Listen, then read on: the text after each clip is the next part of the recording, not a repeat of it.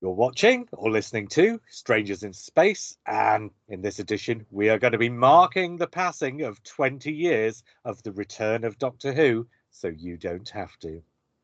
Hi, I'm JR. Harry. No, Harry, you have to wait for me to say hi, I'm JR. When you say your first, Harry, I mean, come on, don't get above yourself. Oh, Jasuda Tagar, there, I think. All right. That's the Graham Norton of this podcast, isn't it? I am JR. Hi, I'm Harry. I'm Iain. I'm John. I'm Matt. And I'm Steve. So I don't want to just do when did you first see Doctor Who return? You know, when did you first hear the news? What was your anticipation? Because let's be honest, over the last 20 years, we've pretty much done that.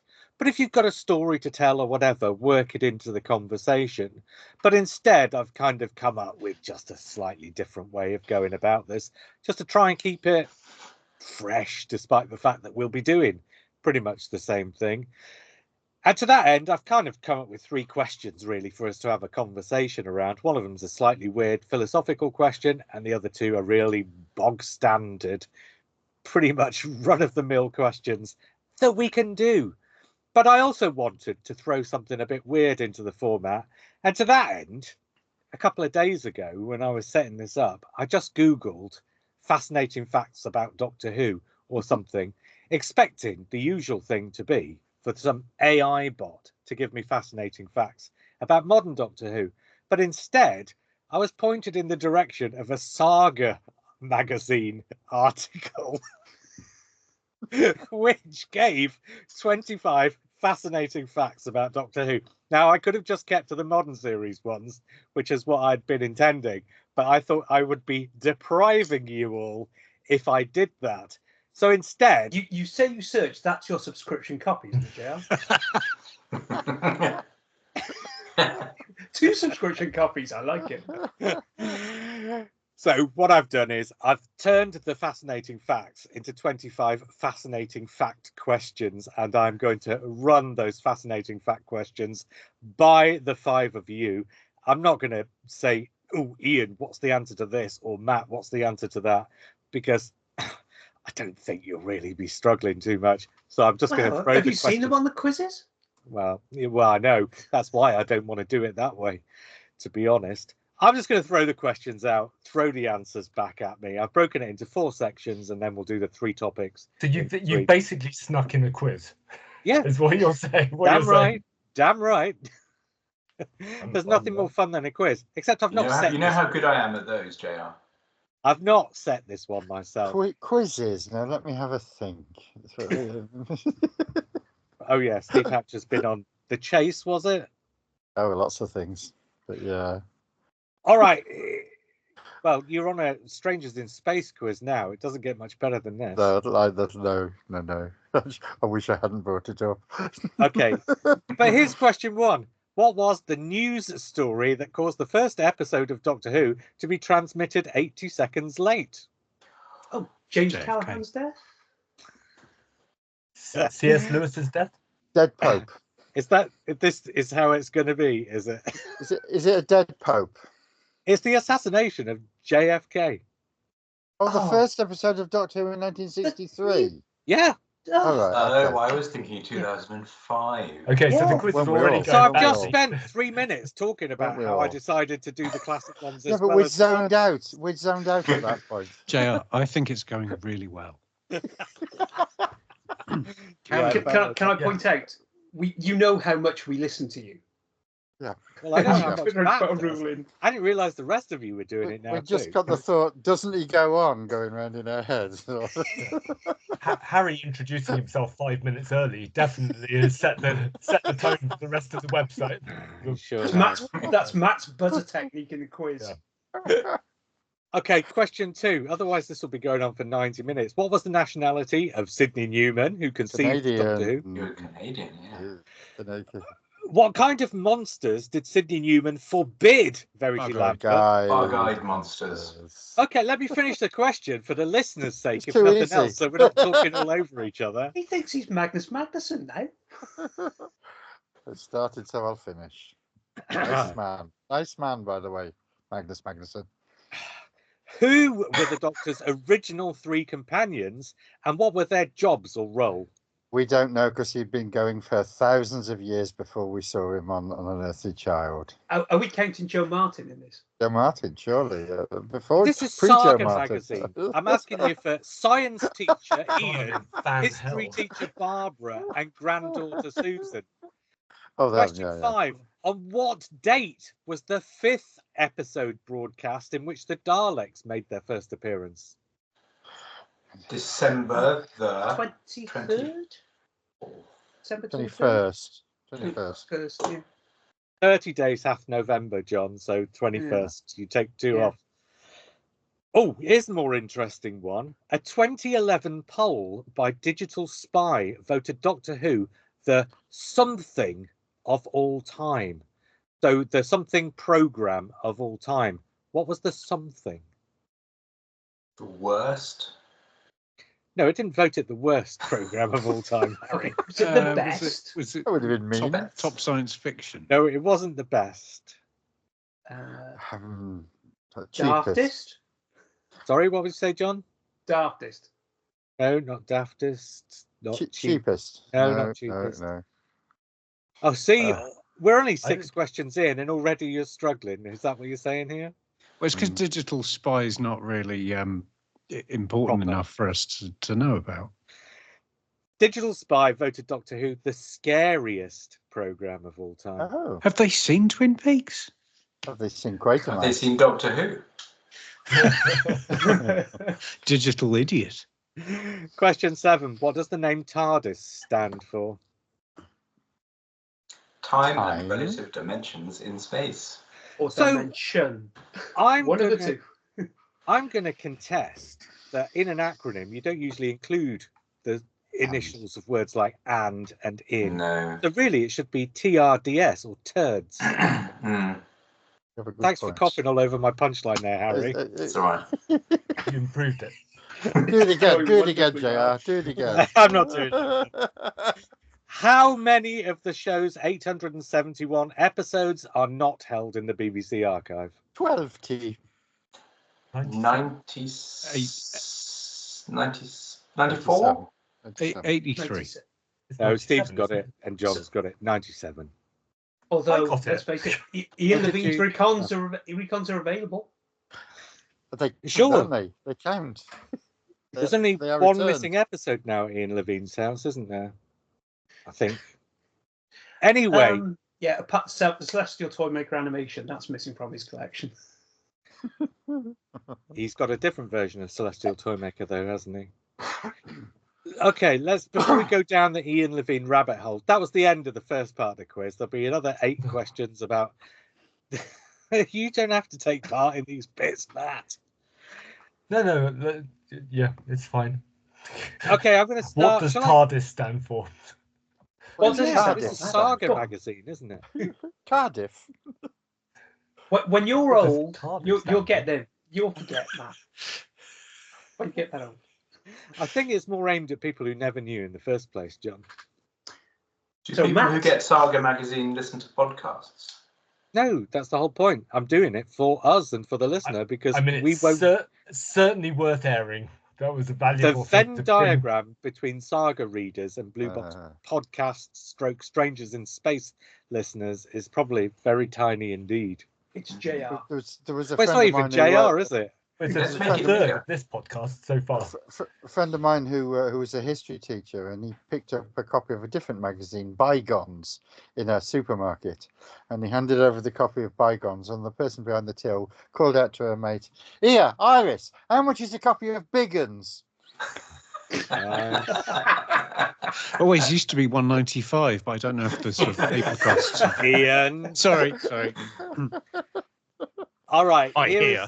Here's the first topic. This could be possibly a 3-minute topic, so it's probably a good job I included the quiz. Although I suppose this could go on forever. I've got 2 topics which are just fairly bog standard, straightforward. But I wanted to start with a question that's not, oh, were you excited to see Doctor Who's coming back? Because I'm pretty much assuming that the answer for all 6 of us would have been a variation on, oh, yes, I was. So instead, here's a question. that actually I would give a different answer to now than I would have then. Should the relaunch have been a full reboot, starting again from scratch? Was it the right thing to do to make it a continuation? Because I think we all wanted it to be a continuation, but just for the, for the sake of starting the conversation off, 20 years later now, I think it should have been a complete reboot, starting from scratch with the new First Doctor, the new first meeting with the Daleks, the new first companion, the new first adventures off Earth, the new first adventures in history, and so on and so forth. That's what I think I would rather have seen. And going back to the conversation that Matt and I have had before, I think that would have been better for the longevity of the show, because if you insist on keeping it a continuation, you can't do the James Bond thing, the Sherlock Holmes thing, the whatever thing, where you just keep reinventing it. You have to just keep on going on and on and on. So go on, Matt. I think it would have been a mistake to reboot, because at that point, Doctor Who's only cachet was its history and its heritage and its ongoing. It's the BBC Two repeats and the TV movie. So I don't think the relaunch had anything to do with any of that history. I think it did. I think it was built on that. You've got to say there was also like a fear in everyone's mind that no one was going to watch it, and at least by tying it into the old show, you could guarantee you'd get about 60,000 viewers. But really exactly clever, how many of the 11 million people who watched Rose were among those 60,000 who would watch BBC Four repeats? Well, yeah, but that's a fluke of history, They were really clever. They were really clever, and the way they did it, they sort of completely rebooted, but then gave them space to tie it into the old series. I mean, let's not forget that first series with Eccleston. No mention at all of anything that had gone before, apart from Autons in the first episode, although they didn't explicitly say, "Oh, look, there's a bunch of Autons," and then we got the Dalek turning up, haven't we? And a Cyberman helmet. And the Dalek Supreme. And burgers from the comics. Well, that's true, but none of those were things that mattered, were they? And the Dalek absolutely mattered. And Gallifrey. And the TARDIS. But it was still. Gallifrey's not named till Gridlock. Well, it's not named, but he talks about it. Yeah, he does talk about it quite a lot. They fed those continuity items in over the following year and a half, 2 years, didn't they? But he invented a whole new continuity, and he based that reboot around this new continuity that he'd built all about the Time War. It didn't really make any difference whether that was a new continuity he'd written or whether it was an old continuity taken from, I don't know, the Sylvester McCoy years. It was still a continuity. And I think you've hit the point there. It didn't need the continuity when it came back. So why did they bother with it? Because Rose has its cake and eats it. It starts off as a modern drama. It starts off looking exactly like a modern drama and takes you through. All you need to do is get the viewers on board. The continuity is to one side. It doesn't matter.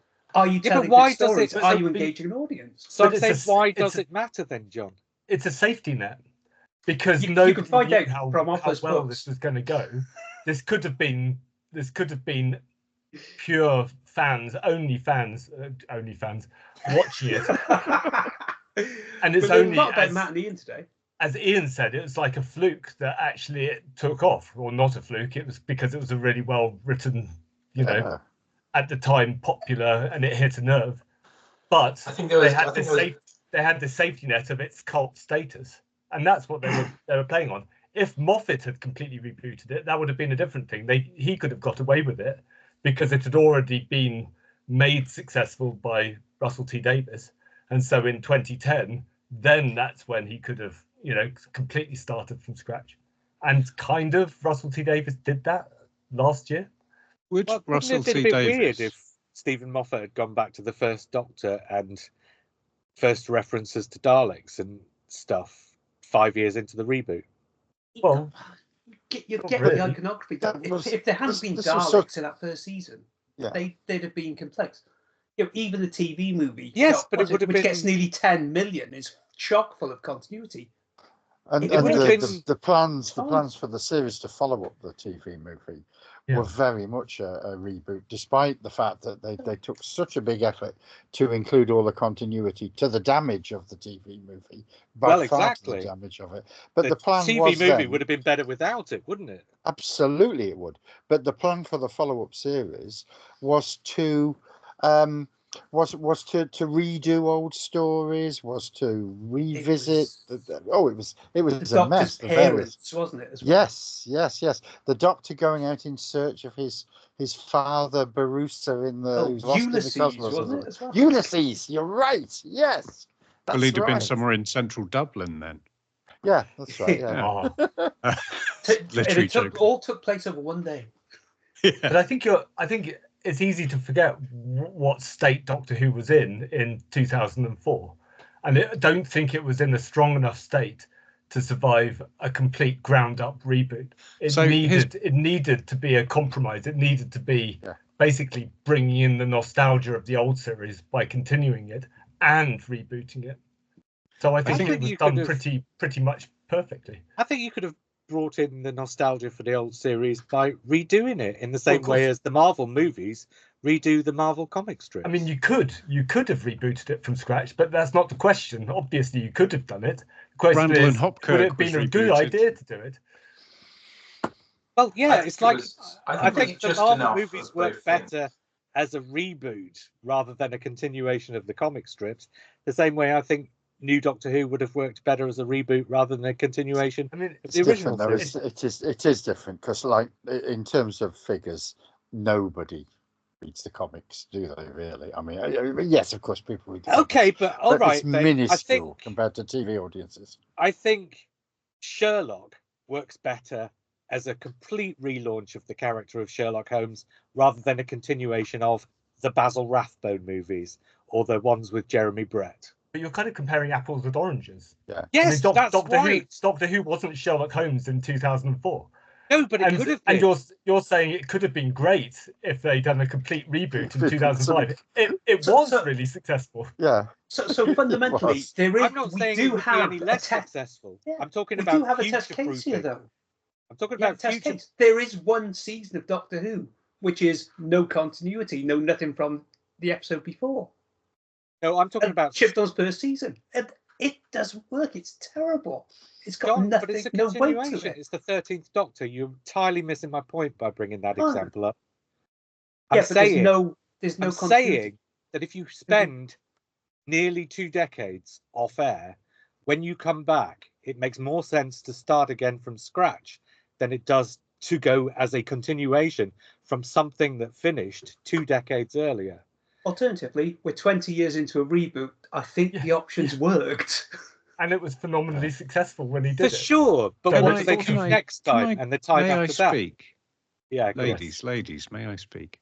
So the show only came back because Russell T Davies wanted to bring Doctor Who back. Fundamentally, he didn't want to Jane reboot it. Tranter. He wanted to bring it back. As a fanboy of the show, it would never have occurred to RTD to reboot it. It had to be bringing it back. That was the appeal. That was the attraction. That's what got him in the room. That's what got the BBC in the room. So, you know, it's hard to imagine creatively that RTD would have been as interested in a reboot somehow. And that's why I'm saying, do you not think it was a bit short-sighted in terms of the longevity of the program? If we'd known it was going to go this well, I'd like to qualify that. Yeah, I think you're right intellectually, but I think as fans, you know, when did we stop wanting our show back and start wanting a whole new thing all over again? It's, you know. But also, it's almost like we're in sort of geological periods rather than. So a reboot could happen, but it's not going to. So what you're saying is, if RTD had completely rebooted it in 2005, it would have more longevity because there could have been another reboot now, or another. No, reboot. not now. After it goes off air, because it will go off air again. Yeah, it will go off air, and then there could be a reboot. But I don't think 2005 was the time to do it, because 2005 was the first time, effectively, it came back. And 1996 was sort of an aberration that wasn't I'm saying really 2005, I think, was the time to do it. Well, yeah. I mean, I think history the is answer kind to your of question. proven otherwise. Yeah. I think you have the answer to your question as far as we're all concerned, JR. Nah. Well, you're all If you think wrong, about obviously. all the people watching the 2005 series who then got into it would then think, oh, there's lots of old Doctor Who I can watch. Wait And a then they'd be moment. very confused when they think, hang on, he says he's never met these creatures, but then he has on these videos I've got in it. And Yeah. it really To be has honest, had though, that Harry, effect. That people that would have be gone no back and different. found the old series. That would be no different from people who enjoy Sherlock, going back and looking at the Basil Rathbone movies or And the Jeremy different. Brett series. Very, very different. But Doctor Who doesn't need to No, do but the Harry's example is Yeah. these people who are enjoying Doctor Who now can say, "Oh, Doctor Who also used to exist in the 20th century. But Let's go back and have a look." Doctor Who doesn't need to do a Sherlock because it's got regeneration, and regeneration solves the problem that causes reboots. Because you can have reboots that aren't really reboots, that are continuations, that are sort of kisses to the past. So what's the point in a complete reboot when you might as well just regenerate into a new actor like Jodie Whittaker, have an effective reboot, which sort of nods to the past and eventually brings things back from the past. You're not damaging longevity because you've always got regeneration. And Sherlock was very specifically not Arthur Conan Doyle's Sherlock Holmes. It wasn't that. It was a new series based on the Sherlock Holmes stories, but they weren't the same stories even. It was Steve, you're basically talking about the difference between Russell T Davies's Doctor Who in 2005 and Terence Dicks's Doctor Who in 1970. I really don't think I am. No, he's not. If Russell T Davies had made it a show well. about a guy who turns up in a blue car, has an adventure and drives off again at the end, then that's different enough for it to be like what you were saying. The major difference between Sherlock and the Basil Rathbone movies is that the Basil Rathbone movies were set when they were made in the 1940s, and Sherlock is set when it was made in the 2010s.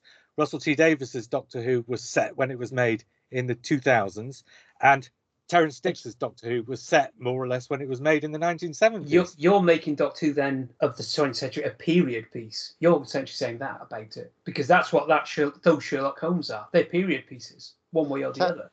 No, they're Terence not. and The Barry point very is, much recognised it as the same series they'd worked on when No, they went to the. Basil I was Rathbone very set in the excited when Victorian Doctor Who times, was John. announced as coming back, and I watched it on transmission in 2005. And I think it's going really well. Do you want to do the second part of the quiz? Yeah, Joe. Yeah, go on then. Okay, so question 9 is: in what year did the second Doctor think he'd taken his medical degree in Glasgow?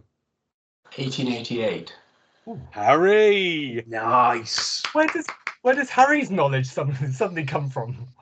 Why couldn't that come out in the quiz? When we... It's good. I was far too nervous as I'm a new podcaster. My brain wasn't working. I'm now a seasoned. You no longer have performance anxiety, is what you're saying. Well, It was the pressure of the intellect of his partner, I'm sure, as well. it was terrifying.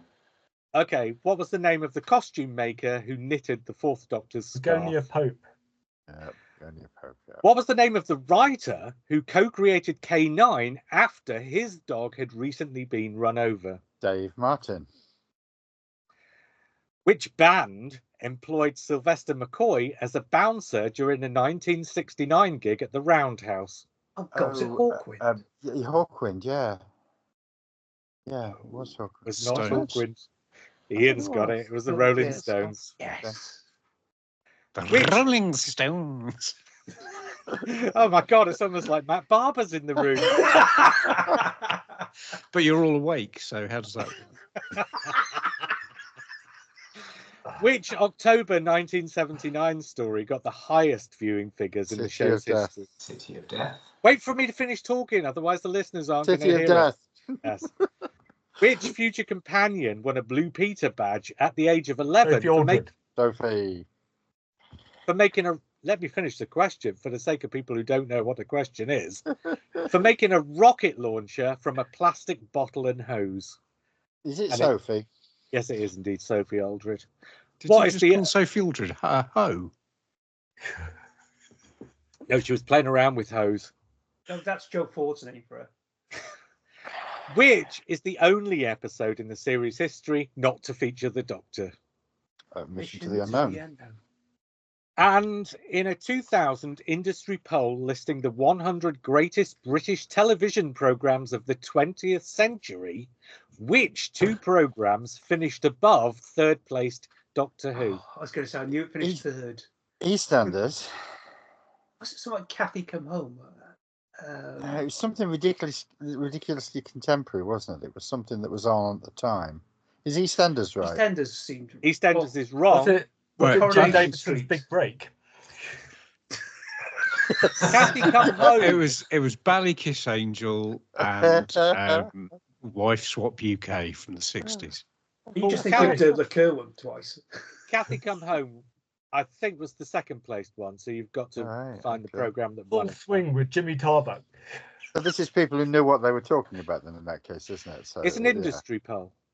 Oh, okay. Play for today. Was it Bone Kickers? Too early, Matt, too early. Oh, we have to do Bone Kickers. You would have bugs. We have to do Bone Kickers. So are they British shows? Yeah, it's a very obvious, well, sort of a very obvious one. Coronation Street? Roots. No. When I say Claudius? obvious, I mean Kathy Come Home got the serious vote. This is the one that got the Only best. Fools and Horses. Only Fools and Horses. No, the other one. Dad's Army? No, Faulty Faulty Towers. Towers. Oh, okay. Jesus. Okay, second topic of conversation, possibly a bit less contentious. So, because I'm springing this on you, I'll give an answer and then you come up with other answers, or just talk about my answer or whatever. But I mean, and there'll be two versions of this, so this will be best, and then later on, because we're fans, we will of course also do worst. But I just want everybody to nominate the best thing, the best story, the best, I don't know, arc, companion, whatever, the thing that springs to mind. That's the thing they've most enjoyed about the last 20 years of Doctor Who, I guess. And because I'm springing it, I'll just say, as an episode to illustrate a point, Blink. But the fact that Doctor Who turned Stephen Moffat from a sitcom writer into possibly the greatest sort of comedy drama writer of the 21st century to date, I think that does it for me. I think Blink is an astonishing 45 minutes of television, regardless of whether it's Doctor Who or not. I think Stephen Moffat has turned out to be frankly, an astonishing writer. And I don't think any of us watching Chalk back in 1994 or whatever would really have pegged that as a possibility. I like Chalk. I've watched that for the first time recently. But Yeah. you don't look at Chalk watched, and think, oh, this guy's going to win, like... I also watched Joking Apart for the first time. He was in a bad place when he wrote that. Yeah, that divorce hit him hard, didn't it? It did a little. It's a really good program now. It is good. It is. I've watched it something like 3 or 4 times. Yeah, I really like it. But it is uncomfortable at times. Oh, it surely is, yeah. Well, and deliberately so, because it is coming from a dark place. Anybody else got something they'd like to nominate about the last 20 years of Doctor Who then? I'm looking at these blank faces and thinking, maybe this podcast was a bad idea. The episodes from Blink to The Sound of Drums were the first unbroken run of episodes that I've been genuinely excited for the next week. And they felt like it had hit a consistent, creative, successful scene, and it was a period where I was having my brother phone me up and say, actually, did you see Doctor Who? It was amazing. And then people on Facebook apologizing for bullying me at school because of Sylvester McCoy, and saying, actually, my kids are now obsessed with Doctor Who. And it was that period where it was just almost at the peak. So I think that period is probably the most exciting Doctor Who. The Doctor Who been. I felt that about the Eccleston series. I must say, I was just say. one after another, 13 episodes of just perfection as far as I was concerned. The Eccleston series. But the thing I'd nominate is actually Peter Capaldi. I think a new favourite Doctor, Peter Capaldi. I think, Matt, I'd follow you and say that during series 2, just watching it ride so high and be so consistently good and be talked about, and to be sort of cool again, And I think, we'd all been through such a long period of, watching the magazine get printed on thinner paper and things like that.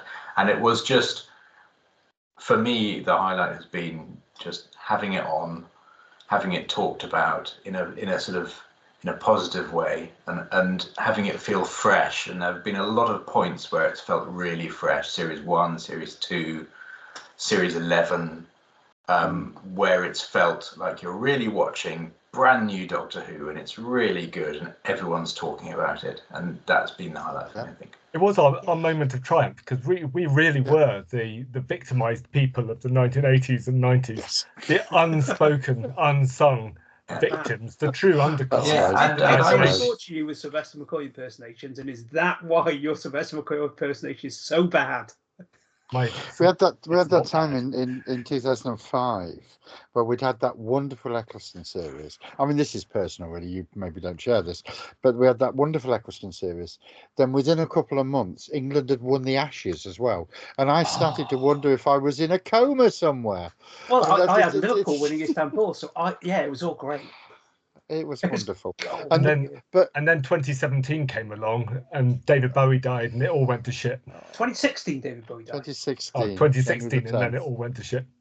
Yeah, well, okay. Yeah, I mean, just watching everyone fall in love with Doctor Who that first season was wonderful. It's gone from no one was anticipating, no one was expecting it, and by that last week, after Bad Wolf, the 4 or 5 people in the office were asking me what the hell's going to happen. They were all frantically Googling, thinking they could find out what was going on. And it was walking around Exeter over Halloween that year and seeing kids wearing gas masks.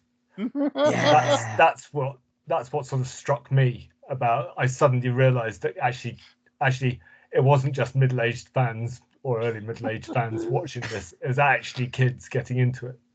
There was a point during the Tennant times, whether it was his second or I think it might have been his third series, when I went into Toys R Us in Derby, which is no longer there, of course, and the whole of a wall, huge, big, tall wall, was a massive, big standee cutout of David Tennant and the TARDIS, and a whole wall full of Doctor Who toys and so on. And they had Torchwood at the bottom. I'm very sorry to hear that Derby isn't there anymore. For me, did you then spray paint capitalist scum all over it? I didn't need to. It managed to blow itself up without my help. Do you remember David Tennant turning up at the NTAs for, I think, maybe Series 3 and winning Best Actor?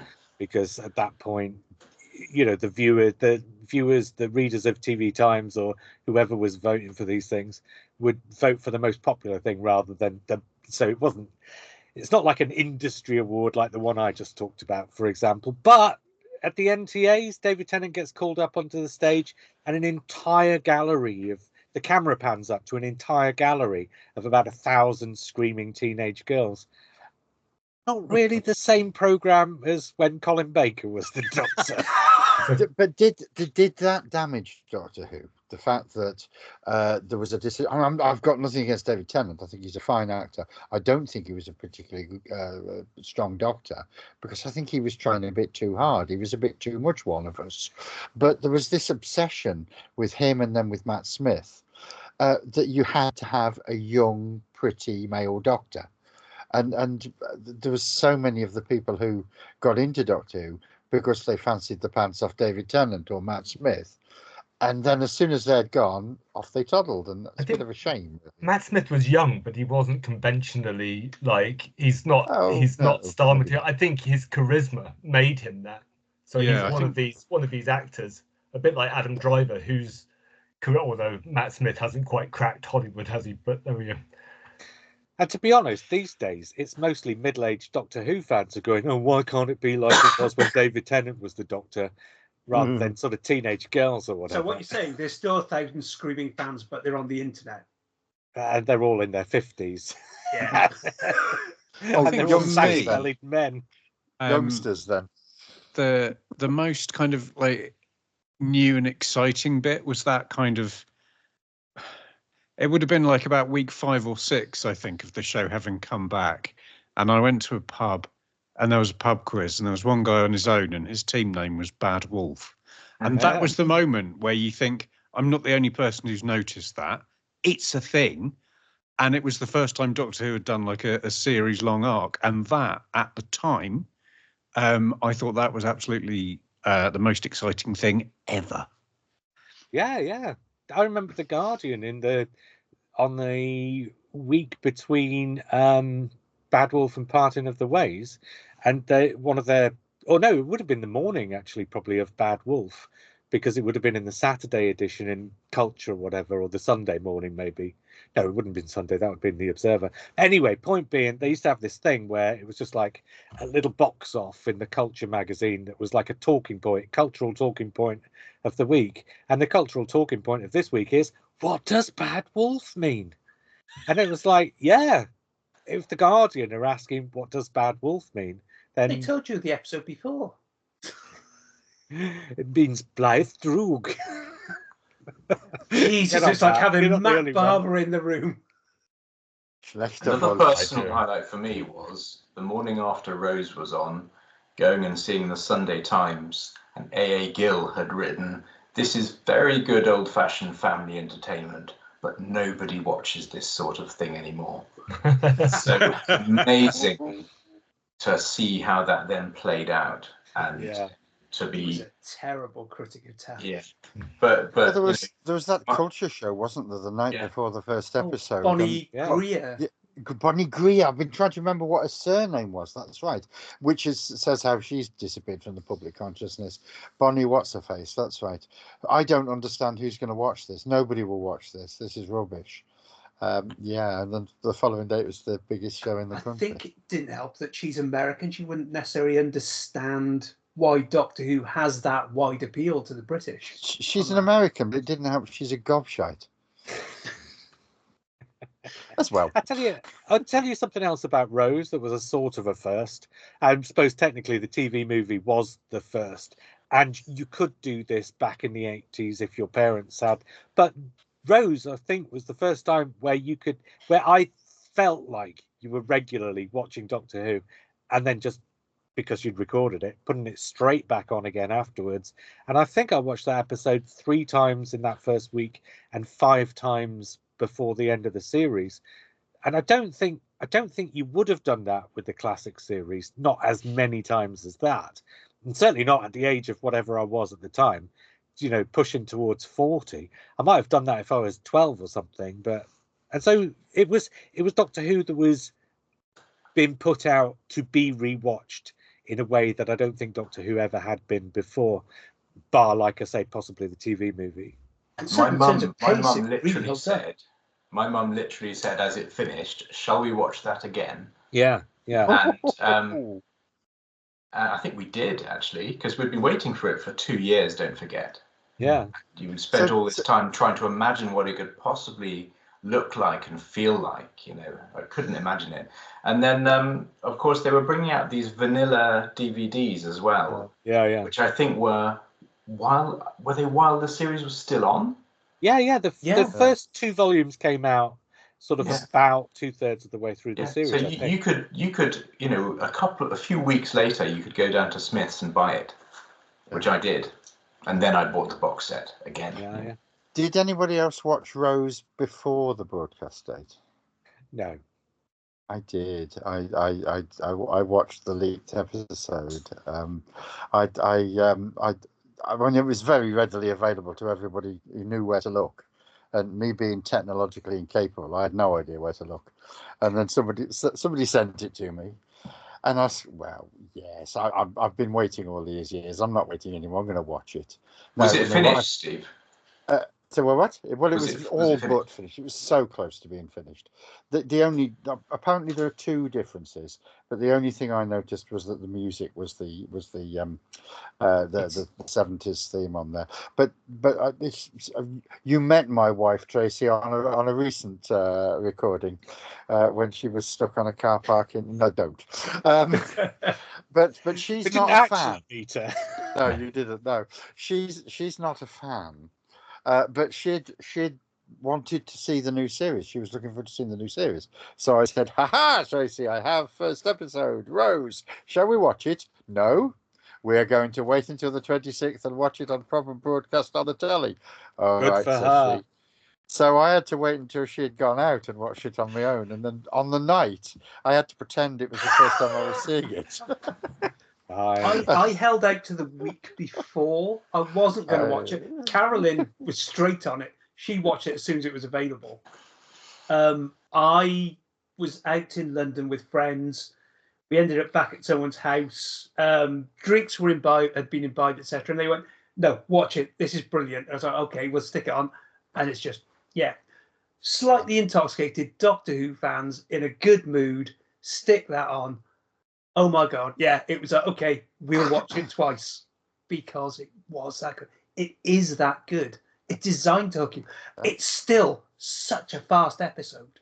I've still got that disc. I've still got that disc with the and most of that copy on. Most of the responsibility for how well it works, obviously, we can lay at the door of Keith Boak.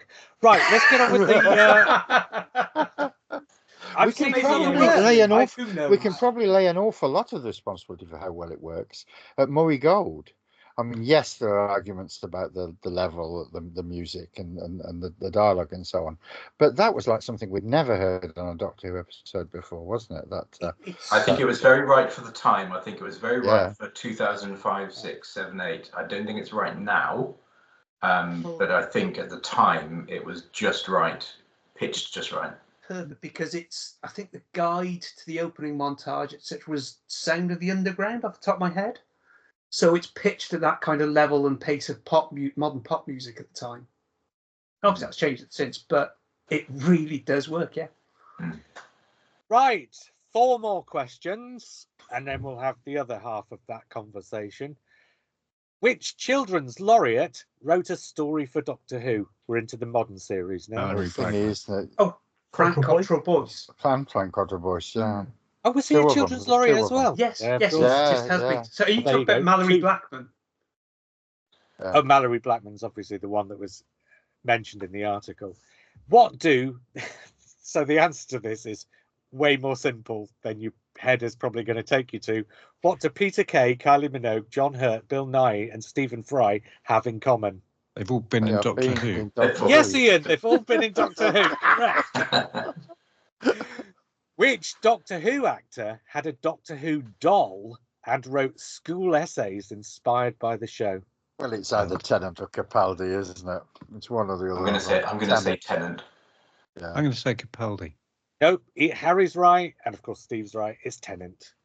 Which future Doctor inundated the BBC with letters asking to be president of the show's fan club? Capaldi. That's Capaldi. Okay, right. The other half of that conversation then.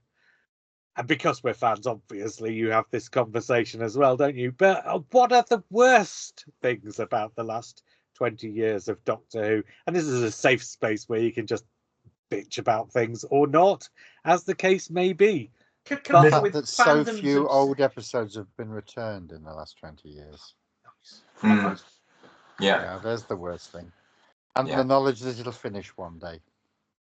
Well, middle-aged fans are the worst thing. No reason it can't go on till we run out of media to tell stories in. I think the worst thing is since probably since Series 1, fans have been obsessed with when's it going to finish? When's it going to end? When's the sky going to fall in? So we're we've had the first year of the 6th Doctor of the new series, and it looks like the show might get cancelled.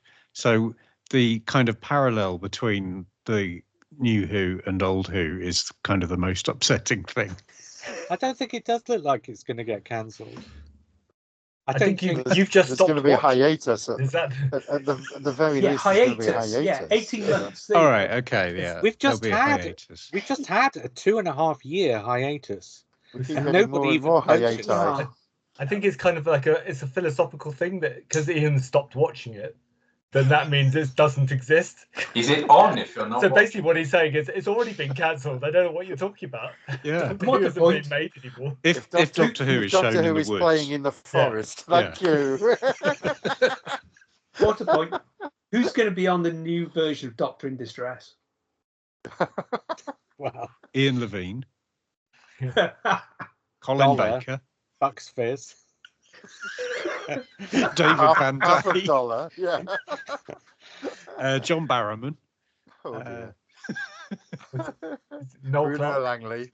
No. I genuinely don't think it's going to get cancelled though. It may take a couple of years off while they sort of recalibrate.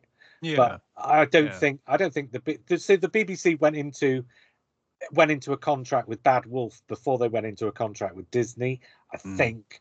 But either way, neither of those things was dependent upon the other, but they're kind of coincidental to the other. And if one partner walks away from that situation, as long as that partner is not the BBC themselves, then you just recalibrate and move on. So I think even if Disney walk away, you just get Bad Wolf and the BBC doing it either with another streamer, or maybe it goes back to the situation it was in before. But I think probably more likely with another streamer. I think it will happen. I think it would happen. I think if maybe The budgets question is, go where's down. the money coming from? Yeah, that's the question. Where's the money come from? I They're don't think they'd cancelling want. drama projects under a fist. Yeah. But I don't think they'd want to do it on a lower budget, either BBC or Bad Wolf. But I think they would do if it came to it. So what They was cancelled it? River City this last week, haven't they? The Really? Scottish soap opera. They're just cancelling. The sad demise of doctors. But those are things that don't make money for them, They and don't so sell internationally. No.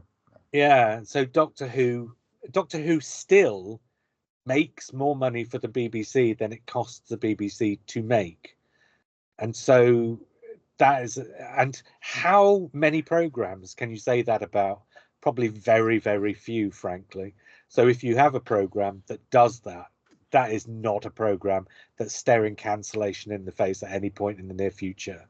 No, Right. they had Top Gear as well. I was is going the to other say big Top Gear. seller. Which is gone. Yeah. But But Top Gear with- lasted a long time after the fallout, didn't it?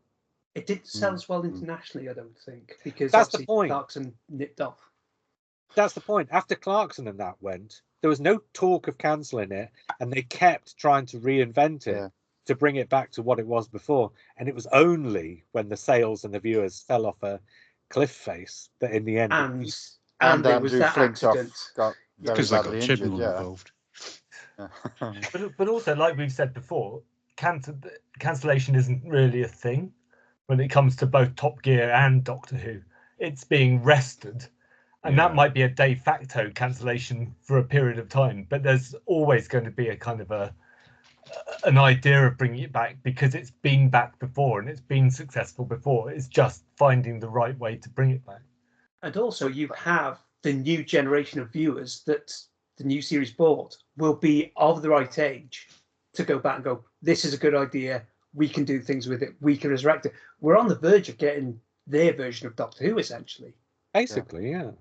Which I is mean, we are with wonderful. some of the actors now, aren't we? With the cancellation of Doctors and River City, that opens up a vast reservoir of very cheap talent to make a less expensive Doctor Who going forward. Well, I think Russell T Davies said before, isn't it? If we have to make it like in a room, which he already does, of course, JR, before he started that, then we will make it like that. The new series 2, looks like it's going to be a bit more, I want to say, a bit more ambitious than the first series in terms of the scope of it, because that first series with Shooty Gatwa, a lot of the scope of that was very narrow, and the new series does look a lot wider.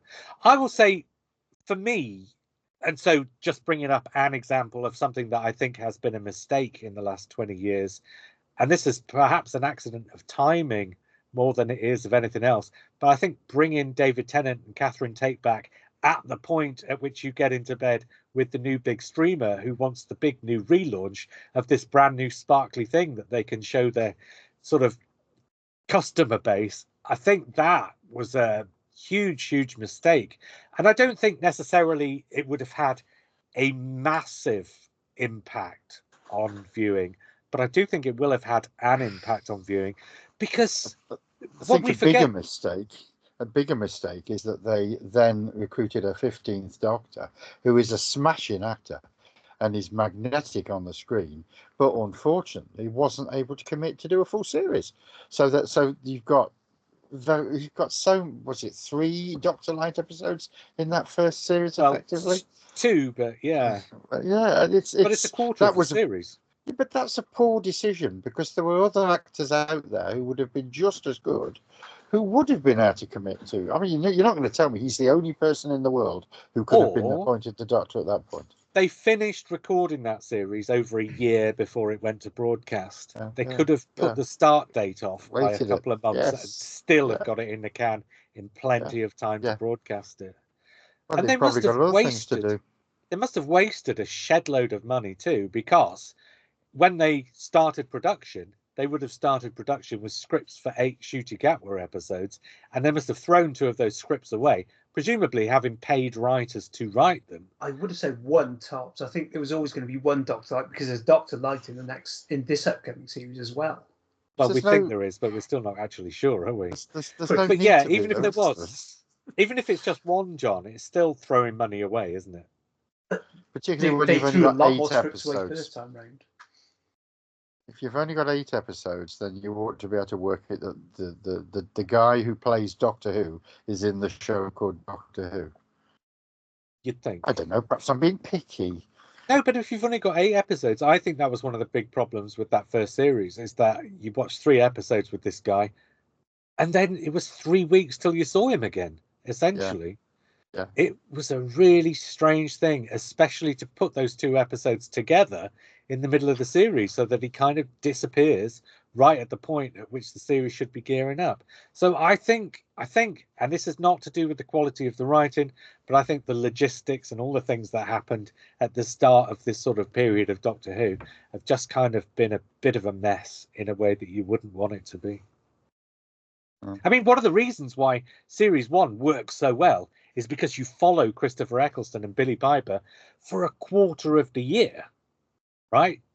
Week on week, waiting to see what happens to them next, what they get up to next. And sort of last year, you had completely the opposite thing happening, frankly. So also, for me, theoretically, there is a Doctor Light episode in that first series, because Long Game is designed for Eccleston and Piper to be able to take a back seat.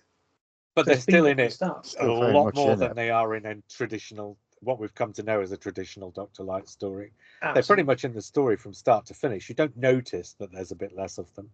Yeah, they're just in that one set, or a couple of sets, I think, off the top of my head. Yes, basically. Yeah, 2 sets, basically. The main room and the attic room, whatever it is.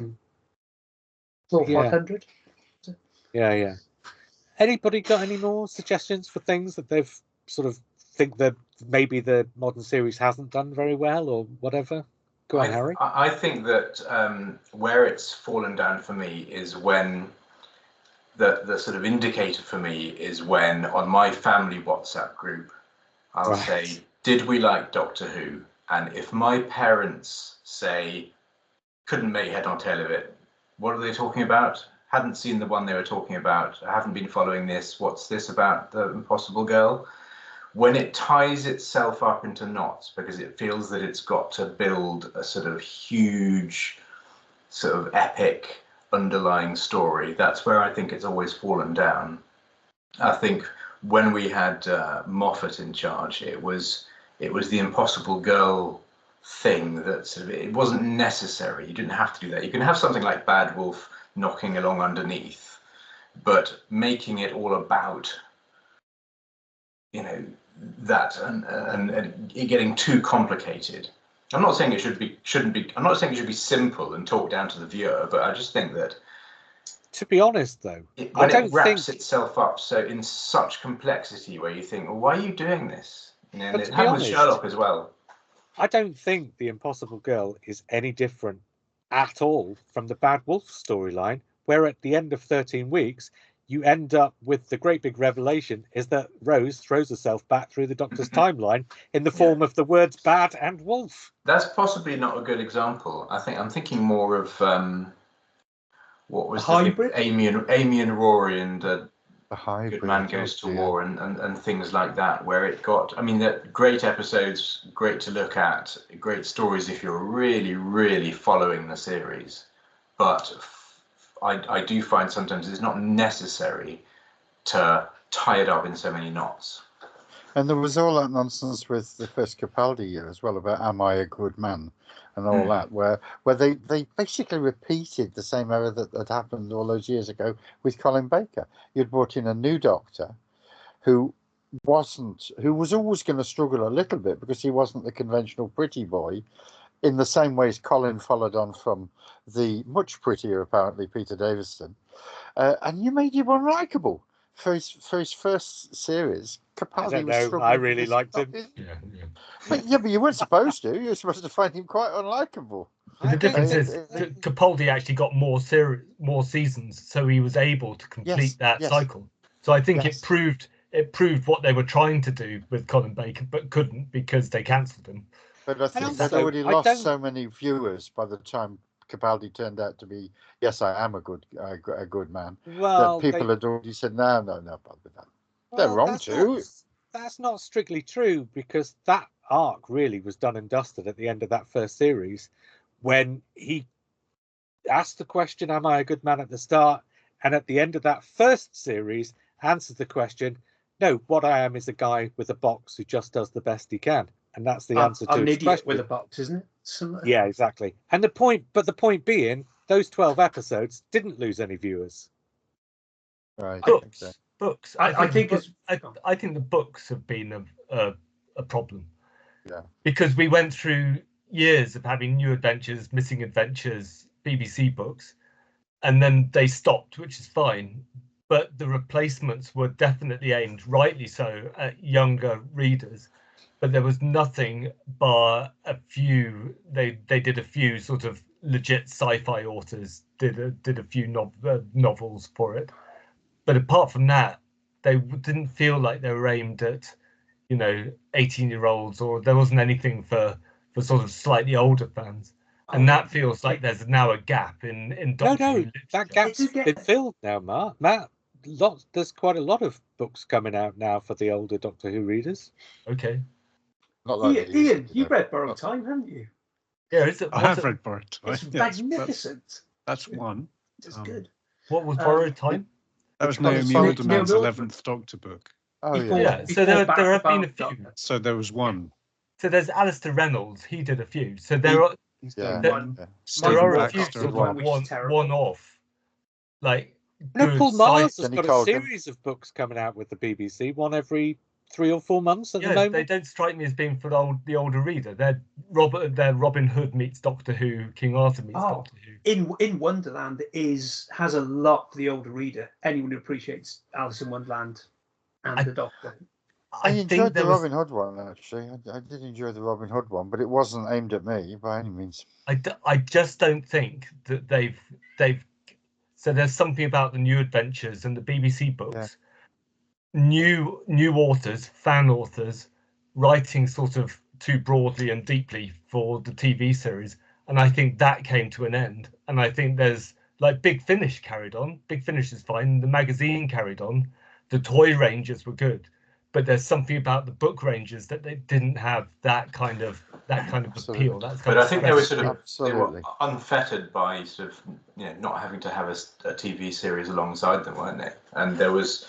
Because there was no TV series, there was no risk that you're going to damage the brand. You could sort of take it where you wanted. Looking over at my shelves, I've got loads of New Adventures, loads of Missing Adventures, etc. But nothing from, 2000. You couldn't have done the New Adventures with definitely more grown-up themes and naughtiness and so on involved in them. You couldn't have done that while you're putting on a TV show that was aimed largely at kids, because there would be kids who. Pick them up and have their little brains damaged. Virgin negotiated their own contract, for God's sake. They were like to basically draw it up. So no one was bothered in those days. Yeah. And also, I think that's the reason, but I still think it's a bad thing that there's this vacuum, or effectively a vacuum, which could be filled with And also, it's the New Adventures, the BBC books. They launched all of these literary careers, these sorts of, or a few literary careers, or it gave people like Andy Lane. I mean, Andy Lane's suddenly made presumably a mint because Netflix have picked up his young Sherlock Holmes series. and you don't. There's no place for that anymore in Doctor Who fandom. There's no Well, place for the Lane, TV Paul series Cornell, itself. Paul Well- Mars, Mark Gatiss. I mean, Yeah. these are all they all wrote their first novels for Russell T Davis, Russell T. Russell T. Yes. Davis, Stephen of Moffat. course. Stephen Moffat. Well, the short Stephen story Moffat wrote writer. a short story, didn't he? Yeah. But there's a difference, isn't there? That happened because Doctor Who was off the air. If Doctor Yeah. Who had been on the air, there would have been the Target books and there would have been the television program.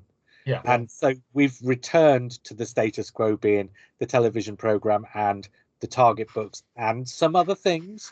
So Yes. there's more than there was, but it's a different status quo. And of course it's a different status quo.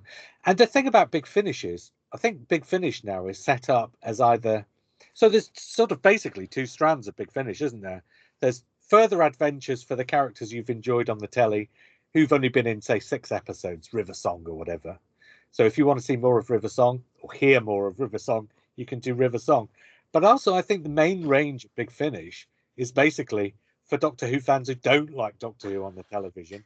So it's their alternative, isn't it, frankly?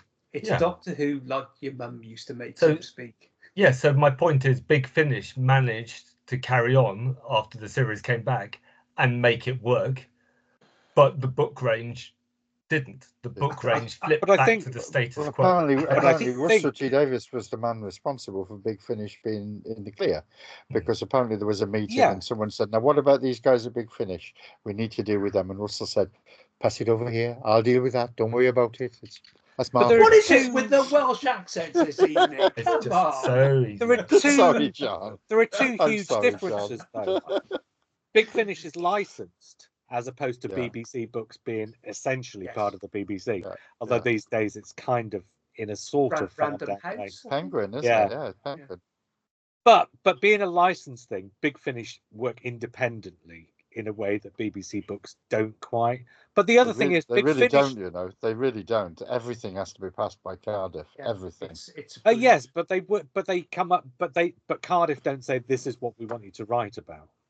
No, but they do say this is not what we want you to write about.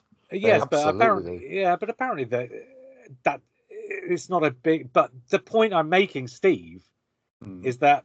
But the other thing about Big Finish is they've got the actual actors from the classic series, and so by having the actual actors performing the actual roles, then they are working as a continuation of the classic series where it left off, and so you couldn't fold that in to the new series with those actors in the same way as you do with the books.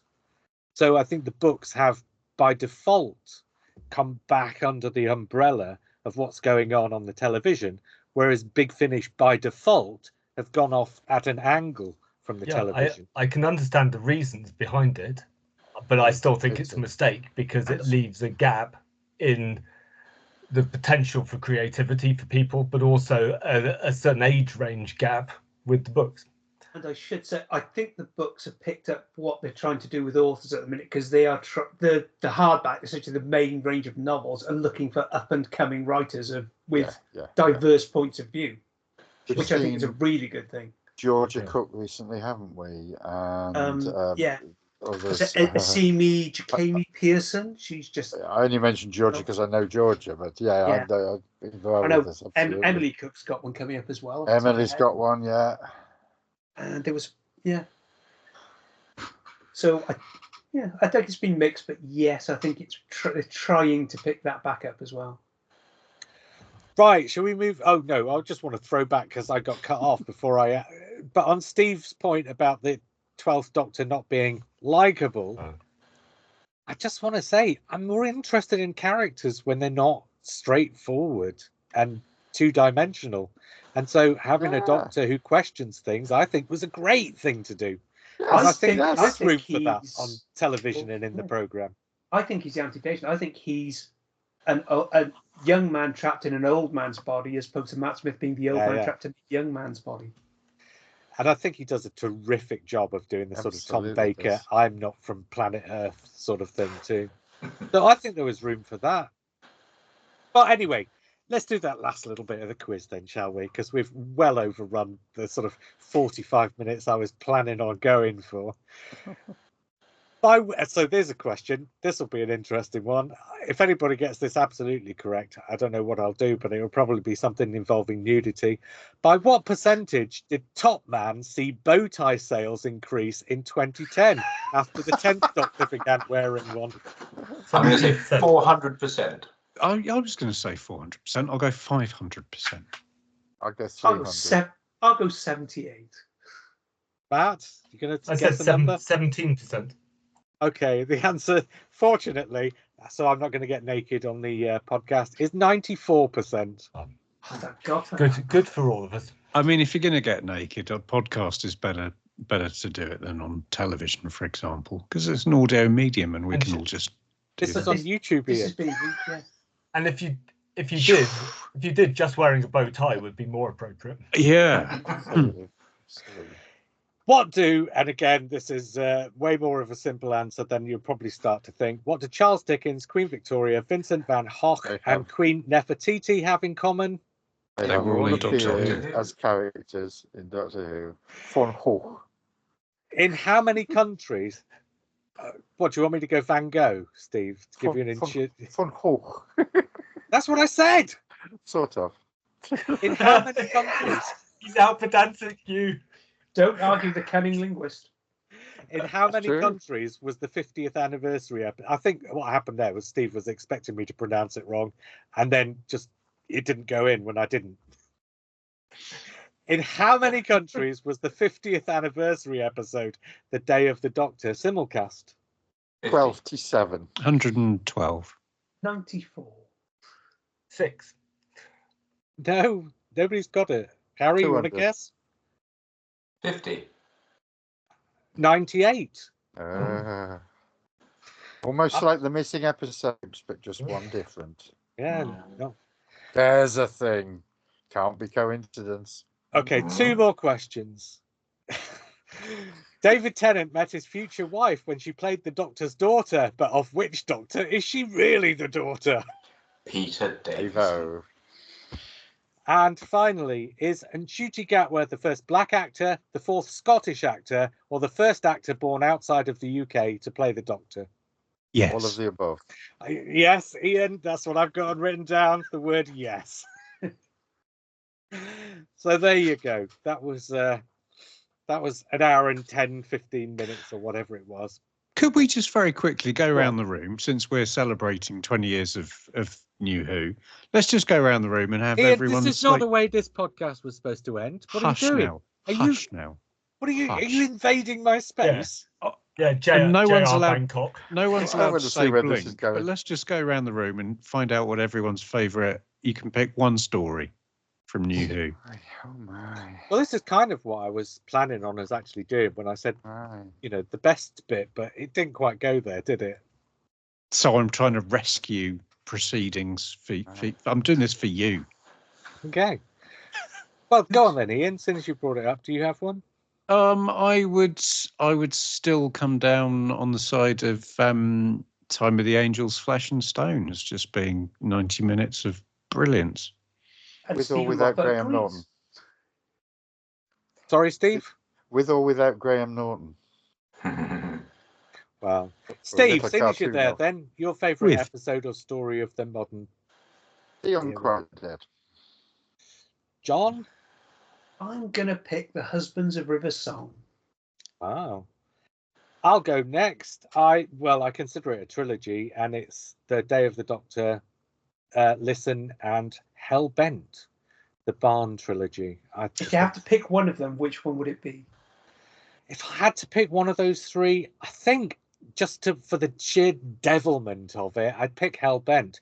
But I think Hellbent's astonishing. The stuff in the cafe and where that goes, and the way he gives you every expectation of where that story's going, and then turns it round to somewhere completely different and so much better at the end. I just think it's an astonishing 60 minutes of TV, frankly. Harry? The Impossible Planet and the Satan Pit. Oh, you got the same as my son. Because I just think it's what I think Doctor Who should feel like. It's because he's approximately the same age, John. It's not far off. That's a great compliment, Steve. Thank you very much. Send me your bank details.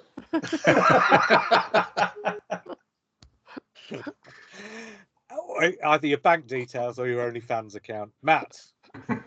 I think Human Nature, Family of Blood, for me, just because thinking back, that's what Doctor Who is for. So it's historical. It's got a twist that's that old Doctor Who wouldn't have had. It's based on a new adventure, so it brings in those. I think it's got, good performances, and it's got scarecrows. I think everything that's been added to it works. Gorgeous. Yeah. We've all come up with different stories, but I think we would have all probably been happy with any of the ones that we come up with, possibly apart from the one that I suggested. But yeah, some really. No, I think really the Unquiet Dead, when it first went out, was amazing, and I think it was Charlie Brooker would put it in his column in the Guardian, and just said, Doctor Who is bloody brilliant on the back of the Unquiet Dead. It was a great episode. Yeah. Right, on that note then, we'll say goodbye. Until we do all this again, I've been JR. I've been Harry. I've been Iain. I've been John. I was Matt. And I was Steve. And we will speak again soon.